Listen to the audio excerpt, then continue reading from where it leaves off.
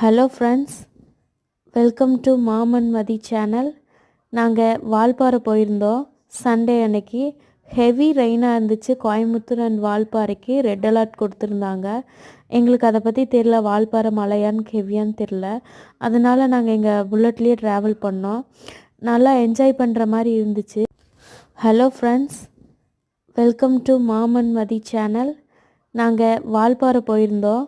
Sunday அன்னைக்கு heavy ரெயினாக இருந்துச்சு. கோயம்புத்தூர் அண்ட் வால்பாறைக்கு ரெட் அலர்ட் கொடுத்துருந்தாங்க. எங்களுக்கு அதை பற்றி தெரில, வால்பாறை மழையான்னு ஹெவியான்னு தெரில. அதனால் நாங்கள் எங்கள் புல்லட்லேயே ட்ராவல் பண்ணோம். நல்லா என்ஜாய் பண்ணுற மாதிரி இருந்துச்சு. ஹாப்பியாக போனோம், ரொம்ப என்ஜாய் பண்ணோம். இருந்தாலும் கொஞ்சம் இடங்கள் போகிறதுக்கு ரொம்ப கஷ்டமாக இருந்துச்சுங்க ஃப்ரெண்ட்ஸ். அதுக்கப்புறம் பார்த்திங்கன்னா ஒரு ஹெவியாக காற்றடிச்சதில் வண்டியும் சேர்ந்து இழுத்துட்டு போகிற மாதிரி இருந்துச்சு. இதனால் 32வது பெண்டு வரைக்கும் போயிருந்தோம்.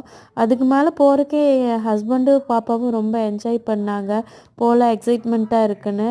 பட் நான் தான் அதுக்கு அக்செப்ட் பண்ணல. ஏன்னா அங்கே ஃபுல்லாக 2 டேஸாக ஹஸ்பண்டு பாப்பாவும் ரொம்ப என்ஜாய் பண்ணாங்க மேலே போகலான்னு. பட் நான் தான் அதை அக்செப்ட் பண்ணிக்கல. ஏன்னா 2 டேஸாக அங்கே ஆல்ரெடி இபி இல்லாமல் ரொம்ப கஷ்டப்பட்டுட்டு இருக்காங்க. மேலே போய் நாங்களும் லாக் ஆகிட்டோன்னா கீழே வர்றது ரிஸ்க் ஆகும். நெக்ஸ்ட் டே ஒர்க்குக்கு போகணும். அதனால் 32வது பெண்டோடவே ரிட்டர்ன் திரும்பிட்டோம். கீழே வரையில் அப்படியே வால்பாறை பார்த்துட்டு அங்கேருந்து பாப்பா அதே மலையில் விளையாடிட்டு இருந்தாங்க. எல்லாம் விளையாடி சுற்றி காமிச்சிட்டு நேராக ஒரு ஃபிஷ் ஆளுக்கு ஒன்று சாப்பிட்டு வீட்டுக்கு வந்துட்டோம்.